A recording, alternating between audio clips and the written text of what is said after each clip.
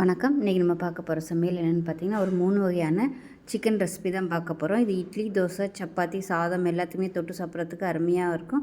நல்லா டேஸ்ட்டாகவும் இருக்கும். வாங்க இது 3 சிக்கன் ரெசிபியும் எப்படி செய்யலாங்கிறத பார்க்கலாம்.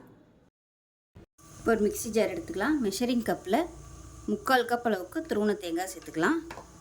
இது கூடவே 1/4 டீஸ்பூன் போல் கசகசா, 1 டீஸ்பூன் சோம்பு, 1 டீஸ்பூன் மிளகு, 1 டீஸ்பூன் சீரகம், இது கூடவே 1 டேபிள் ஸ்பூன் அளவுக்கு பொட்டுக்கடலை சேர்த்துக்கலாம்.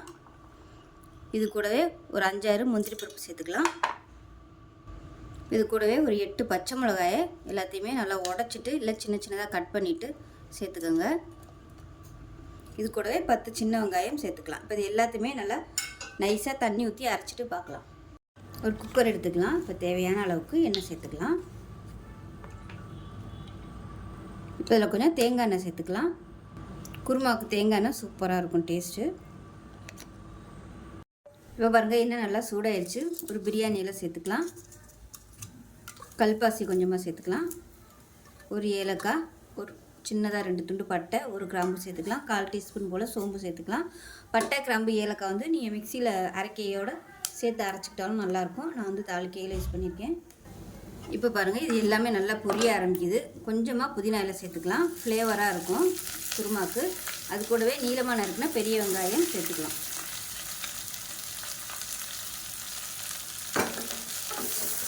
வெங்காயம் நல்லா வதங்கட்டும். கண்ணாடி பதம் வதங்கினா போதும். இப்போ வெங்காயம் லேசாக வதங்கினதும் 1 டேபிள் ஸ்பூன் இஞ்சி பூண்டு பேஸ்ட் சேர்த்து நல்லா வதக்கி விட்டுக்கலாம்.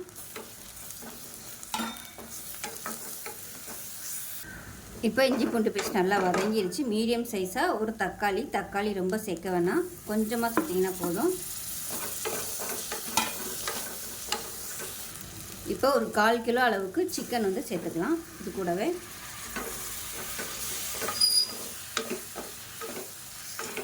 இப்போ இது கூடவே ஒரு 1/2 டேபிள் ஸ்பூன் தனியாத்தூள் சேர்த்துக்கலாம். வெள்ளையாக வைக்கிறதுனால மஞ்சத்தூள் சேர்க்க வேணாம், தனியாத்தூள் மட்டும் சேர்த்திங்கன்னா போதும். இப்போ இது கூடவே மீடியம் சைஸாக 2 உருளைக்கிழங்கு வேக விட்டு எடுத்து வச்சுருக்கேன். அதை சேர்த்துக்கலாம். வேக விட்டு சேர்த்திங்கன்னா தான் உங்களுக்கு நல்லா சாஃப்டாக வரும், இல்லைன்னா உருளைக்கிழங்கு சாஃப்டாக வராது. இப்போ உப்பு சேர்த்துக்கலாம். இப்போ உருளைக்கிழங்கு சிக்கன் எல்லாமே ஓரளவுக்கு நல்லா வதங்கிடுச்சு. இப்போ நம்ம அரைச்சி வச்சுன்னு அதை தேங்காய் பேஸ்ட்டாக சேர்த்துக்கலாம்.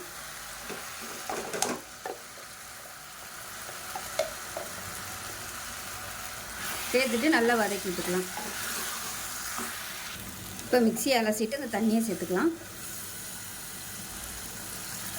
திக்காகவே வச்சுக்கோங்க. இது நல்லா கலந்து விட்டுருலாம்.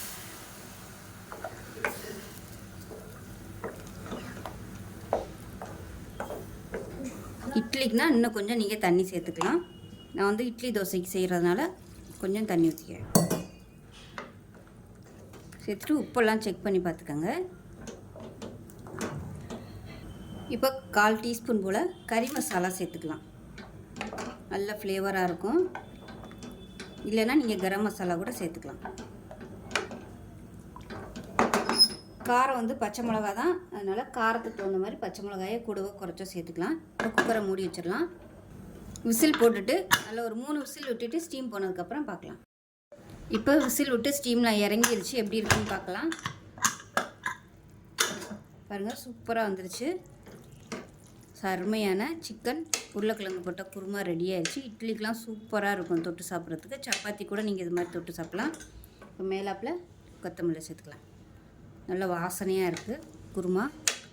ஸோ அவ்வளோதான். இதே மாதிரியே செஞ்சு பாருங்கள். செஞ்சு பார்த்துட்டு எப்படி வந்துச்சுங்கிறத சொல்லுங்கள். வீடியோ பிடிச்சிச்சின்னா லைக் பண்ணுங்கள், கமெண்ட் பண்ணுங்கள், சேனலை சப்ஸ்கிரைப் பண்ணுங்கள், பக்கத்தில் பெல் பட்டனை ப்ரெஸ் பண்ணுங்கள். நன்றி.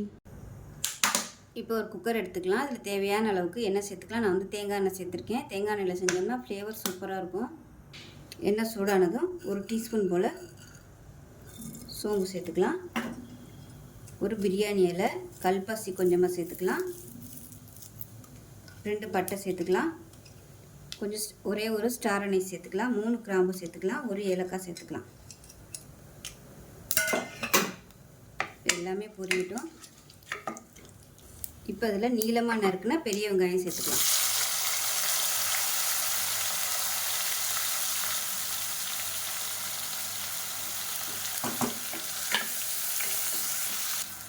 வெங்காயம் வதங்குறதுக்கு உப்பு சேர்த்துக்கலாம்.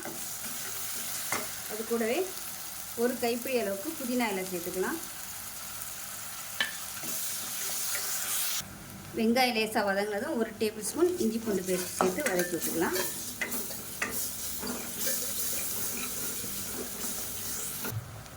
இப்போ இஞ்சி பூண்டு பேஸ்ட் நல்லா வதங்கிருச்சு. இதில் வந்து 1 டேபிள் ஸ்பூன் மிளகாத்தூள் சேர்த்துக்கலாம். காரத்துக்கு தகுந்த மாதிரி மிளகாத்தூள் வந்து கூடவோ குறைச்சோ சேர்த்துக்கலாம். இப்போ இதில் ஒரு 1/2 டேபிள் ஸ்பூன் அளவுக்கு தனியாத்தூள் சேர்த்துக்கலாம். 1/4 டேபிள் ஸ்பூன் கறி மசாலாத்தூள் இல்லை சிக்கன் மசாலாத்தூள் எதுனாலும் சேர்த்துக்கலாம். கரம் மசாலா 1/4 டேபிள் ஸ்பூன் சேர்த்துக்கலாம். இப்போ இது எல்லாத்தையுமே எண்ணெயில் நல்லா வதக்கிக்கலாம்.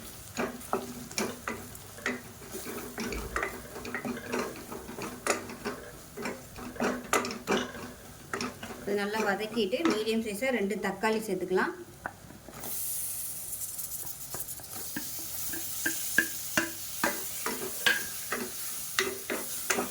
தக்காளி நல்லா குழஞ்சி வர அளவுக்கு வதக்கி விட்டுக்கலாம். இப்போ இந்த தக்காளி வதங்கிட்டு இருக்கையிலே போன்லெஸ் சிக்கன் வந்து ஒரு 1/4 கிலோ அளவு எடுத்திருக்கேன். நல்லா மஞ்சத்தூள் உப்பு போட்டு நல்லா ஊற வச்சுட்டேன். இப்போ இதையும் சேர்த்து நல்லா வதக்கி விட்டுக்கலாம். நீங்கள் எலும்போடு சேர்க்குறதுனாலும் சேர்த்துக்கலாம். இப்போ மிக்ஸி ஜார் எடுத்துக்கலாம். 1/4 மூடி துருவின தேங்காய், ஒரு 4 முந்திரி பருப்பு சேர்த்துக்கலாம். இது கூடவே ஒரு டேபிள் ஸ்பூன் சோம்பு சேர்த்துக்கலாம்.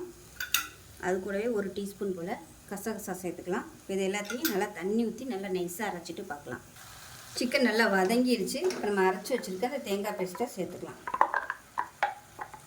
சேர்த்துட்டு இதையும் ஒரு 2 நிமிஷம் நல்லா வதக்கி விட்டுக்கலாம். இப்போ மிக்ஸியை அலசிட்டு கொஞ்சமாக தண்ணி சேர்த்துக்கலாம். தேங்காய் சேர்த்து நல்லா வதக்கியாச்சு. இப்போ தண்ணி சேர்த்துக்கலாம். நல்லா சூடு பண்ணிவிட்டு தண்ணியை சேர்த்துக்கோங்க. இப்போ கொஞ்சம் தான் தண்ணி ஊற்றிருக்கேன். ஏன்னா சிக்கனில் இருந்து தண்ணி விட்டு வரும். அப்புறம் குருமா ரொம்ப தண்ணியாக போயிடும். இப்போ உப்பு சேர்த்துக்கலாம். உப்பு சேர்த்துட்டு பொடியாக நறுக்குனா கொத்தமல்லியில் சேர்த்துக்கலாம். இப்போ குக்கரை மூடி வச்சிடலாம். குக்கரை மூடி வச்சுட்டு நல்லா ஒரு 3 விசில் விட்டுட்டு ஸ்டீம்லாம் நல்லா போனதுக்கப்புறம் பார்க்கலாம். இப்போ குருமா எப்படி இருக்குன்னு பார்க்கலாம். பாருங்கள், சூப்பராக வந்துருச்சு சிக்கன் குருமா. நல்லா தகன்னு இருக்குது பாருங்கள். டேஸ்ட் நல்லா அட்டகாசமாக இருக்கும். இட்லிக்கெலாம் ஊற வச்சு சாப்பிட்டிங்கன்னா சூப்பராக இருக்கும். ஸோ இதே மாதிரி செஞ்சு பாருங்கள். செஞ்சு பார்த்துட்டு எப்படி வந்துச்சுங்கிறத சொல்லுங்கள். வீடியோ பிடிச்சிச்சுன்னா லைக் பண்ணுங்கள், கமெண்ட் பண்ணுங்கள், சேனலை சப்ஸ்கிரைப் பண்ணுங்கள், பக்கத்தில் பெல் பட்டனையும் ப்ரெஸ் பண்ணுங்கள். நன்றி. இப்போ பார்த்திங்கன்னா 1/2 கிலோ அளவுக்கு போன்லெஸ் சிக்கன் எடுத்திருக்கேன். இப்போ இதில் வந்து ஒரு 1/4 டீஸ்பூன் போல் உப்பு சேர்த்துக்கலாம். இது கூடவே 1/4 டீஸ்பூன் போல் மஞ்சத்தூள் சேர்த்துக்கலாம்.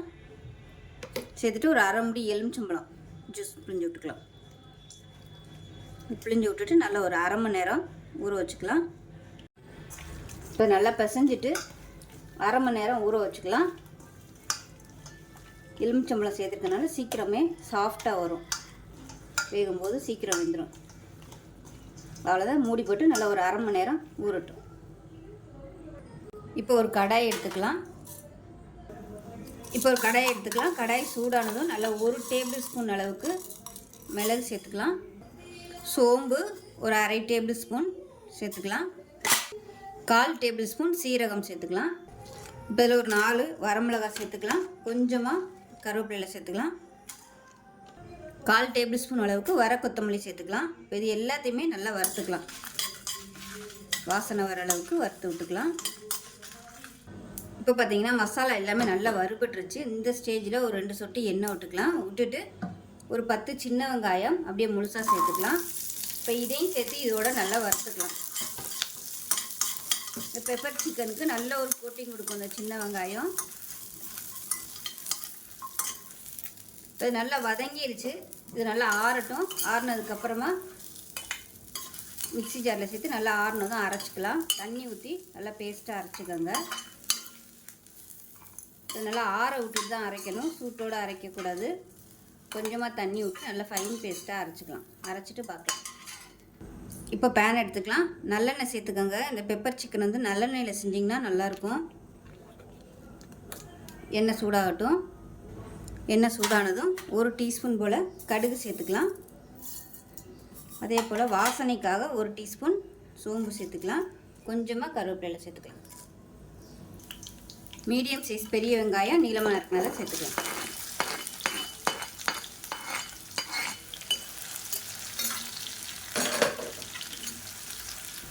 வெங்காயம் நல்லா வதங்கிடுச்சு. இஞ்சி பூண்டு பேஸ்ட்டு 1 டேபிள் ஸ்பூன் சேர்த்து நல்லா வதக்கி விட்டுக்கலாம். இப்போ மீடியம் சைஸாக ஒரு தக்காளி பொடியாக கட் பண்ணதை சேர்த்துக்கலாம். தக்காளி நல்லா மசிஞ்சு வரணும். தக்காளி நல்லா வதங்கிடுச்சு. 1 டீஸ்பூன் மிளகாத்தூள் சேர்த்துக்கலாம். 1/4 டீஸ்பூன் மஞ்சள்தூள் சேர்த்துக்கலாம். 1 டீஸ்பூன் கரம் மசாலா சேர்த்துக்கலாம். இது எல்லாமே நல்லா வதங்கிடுச்சு. இப்போ நம்ம ஊற வச்சு வச்சுருக்க அந்த சிக்கனை சேர்த்துக்கலாம். இது வந்து 1/2 கிலோவுக்கு கொஞ்சம் கூட இருக்கும்.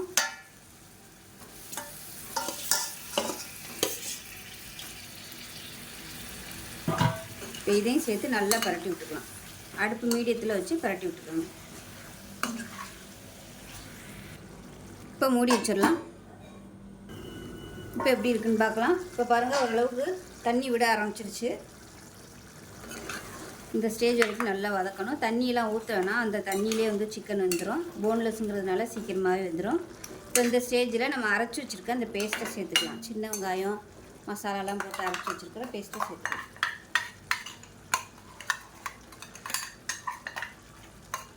சேர்த்துட்டு நல்லா மிக்ஸ் பண்ணி விட்டுக்கலாம். இப்போ மிக்ஸியை அலசிட்டு கொஞ்சமாக தண்ணி சேர்த்துக்கலாம். சேர்த்துட்டு நல்லா கலந்து விட்டுக்கலாம்.